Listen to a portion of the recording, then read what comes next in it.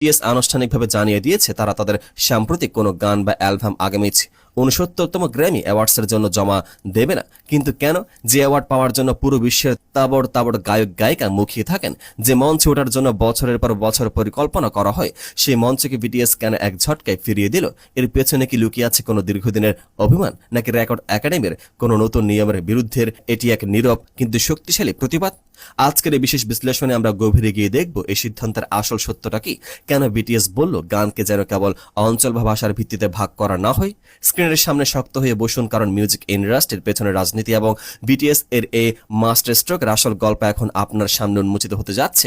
ঘটনাটি ঘটেছিল 29শে জুলাই। হঠাৎ করে সোশ্যাল মিডিয়া একটি বার্তা দাবানলের মতো ছড়িয়ে পড়ে।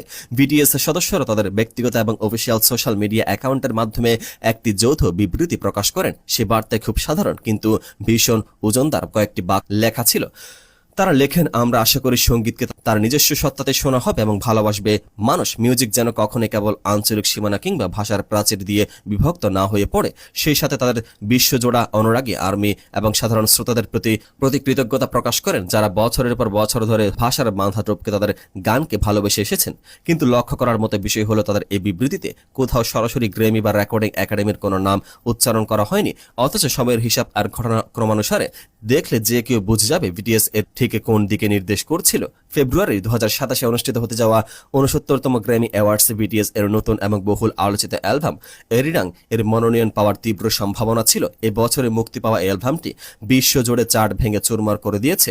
সমালোচকরা বলছিলেন এবার হয়তো বিটিএস সেই কাঙ্ক্ষিত গ্র্যামি ট্রফি ঘরে তুলবে। কিন্তু মনোনয়ন জমার শেষ মুহূর্তে এসে বিটিএস এর এই আকস্মিক ঘোষণা পুরো মিউজিক ইন্ডাস্ট্রিকে স্তব্ধ করে দিয়েছে। কিন্তু কেন বিটিএস এমন একটি সময়ে এই সিদ্ধান্ত নিল, যখন তাদের ক্যারিয়ারে গ্রাফ সাফল্যের শীর্ষে? উত্তরটা লুকিয়ে আছে ঠিক এর কয়েকদিন আগে নেওয়া গ্র্যামির একটি বিতর্কিত সিদ্ধান্তের ভেতরে। চলুন কিছুটা পেছনের ঘটনা বিশ্লেষণ করা যাক। বিটিএস এর এই বড় ঘোষণার ঠিক কয়েকদিন আগে গ্র্যামি অ্যাওয়ার্ডসের আয়োজক সংস্থা দ্য রেকর্ডিং একাডেমি একটি নতুন ঘোষণা দেয়। তারা আনুষ্ঠানিকভাবে জানায় 69তম গ্র্যামি অ্যাওয়ার্ডস থেকে একটি নতুন ক্যাটাগরি যুক্ত করা হচ্ছে, যার নাম দেওয়া হয় best Asian pop music performance. Recording একাডেমির দাবি ছিল এটি একটি প্রোগ্রেসিভ বা প্রগতিশীল পদক্ষেপ। তারা এশীয় বাজার থেকে উৎপাদিত পপ মিউজিক কিংবা এশিয়ায় ব্যাপকভাবে জনপ্রিয় মিউজিককে স্বীকৃতি দেওয়ার জন্য এই আলাদা ক্যাটাগরি চালু করেছে।